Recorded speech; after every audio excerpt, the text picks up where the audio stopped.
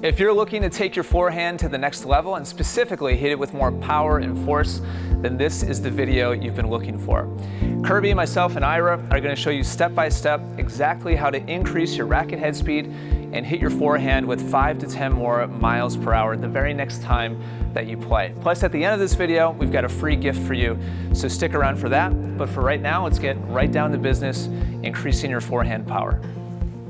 Ian, Ira, and I are about to give you 3 keys for success to adding instant power to your forehand. The #1 game changer that I'm about to give you is all about looseness. We're going to be taking the tension from your body on your forehand. Now, so many times when I watch amateurs play, the #1 thing that I see is a compact swing that just doesn't need to be. When you watch the pros on TV, whether it's WTA, ATP, high level, or even the lower levels, what you're going to see is a long, relaxed swing on every shot. They don't get tight and tense when they make contact with the ball. So that's going to be our goal today. In order to practice that, we're going to be using shadow swings that you can do when you're on court, or your living room, or your shower. You can really practice this anywhere. It's so convenient. We're just looking to take the tension out as much as humanly possible. All right, so here's how we do it. When it comes to the shadow swing, I want you to really focus on one thing at a time. And this one thing is all about the tension and the looseness in your body. Most of the time when we hit, we're at like a 6, 7, 8, if not higher in our body. Most of the time, I see people white knuckling their grip, and you can actually physically see the tension that they have. So many times it can result in tennis elbow. Now, instead, what I want you to do with these shadow swings is practice focusing on taking the tension rating down a step every time. So if you find yourself accelerating at 25% of your regular speed and you find yourself at an 8 on this scale, I want you to take it down. So the next swing is going to be a 7. Okay, so I'm physically going to shake out my hand actually, because I want to be able to be so loose. I want to cement this feeling into my motion.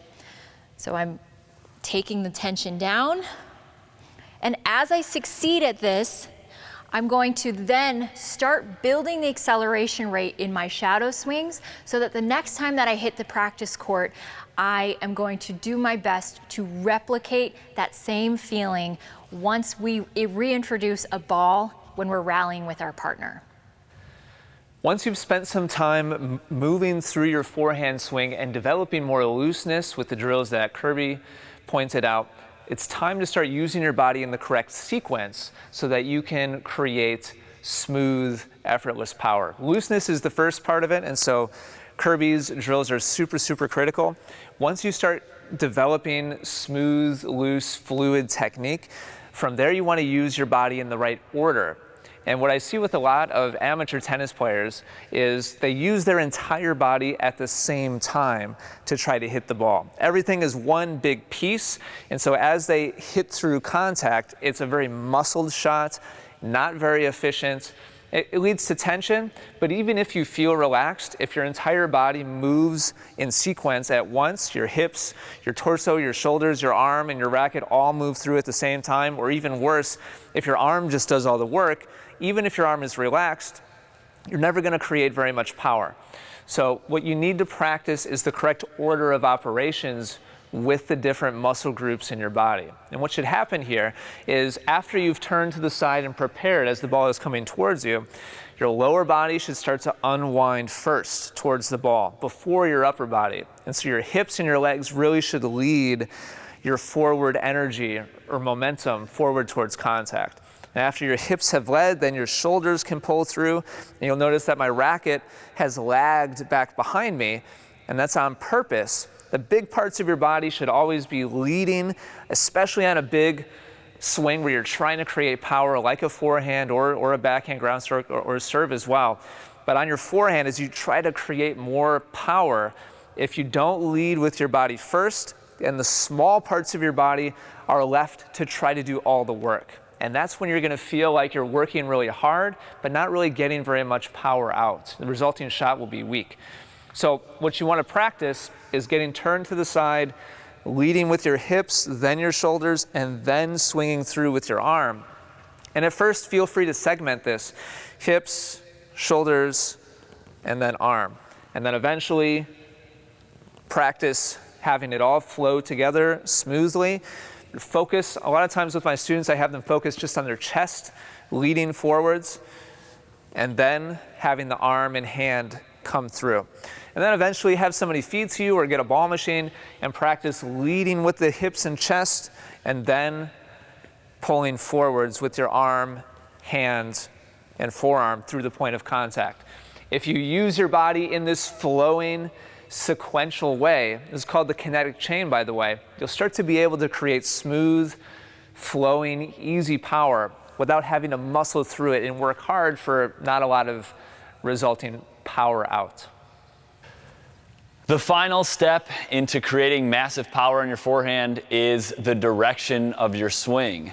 To a large degree, the ball travels in the same flight path as your swing. So if you're looking to flatten the ball out, and that's really the goal if you're looking to increase power, is eliminating some of the topspin, which takes away from the drive aspect of the swing. And it's very simple.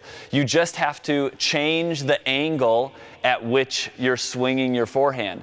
The typical topspin forehand starts with the racket down beneath the ball, comes up to contact, and then continues forward. And while that's not bad in creating topspin, you're looking more to drive this shot. So instead of dropping your racket well beneath contact, you're going to drop it only a slight bit beneath contact, maybe a couple inches, 3 to 4, depending on your position on the court. But from the baseline, you're still going to need a little bit of lift. So by dropping the racket down slightly beneath the ball, you're eliminating that vertical swing path. And by eliminating the vertical swing path, you can now start to drive the ball low over the net and have a lot of resulting energy come from your racket and translating directly towards your target.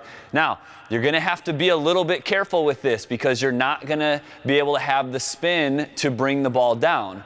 At least the amount of spin that you typically would have with a more vertical swing. So your target over the net is going to have to change a little bit. For most recreational players, you're looking at a target between 1 to 3, maybe 2 to 4 feet. For more higher level players, you're maybe looking between 1 to 3 feet. So it's not too much of a difference, but without that same amount of topspin to bring the ball down, if you're trying to get more power and drive the ball, you're going to inherently take on a little bit more risk. But the swing path is the final step in creating a flat shot that penetrates the court.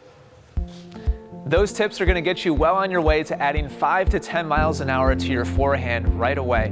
But if you're serious about really reaching your peak potential with your forehand ground stroke, we've got some additional coaching for you. If you click the link in the description down below, you'll get access to one of our most powerful forehand lessons of all time, a free video that you'll get immediate access to, plus a PDF action plan that you can take to the court with you the very next time that you practice, start implementing, and start developing the forehand that you've always wanted. Just click the link right down in the description below. Let us know where to send those resources, and we'll get them in your inbox right away.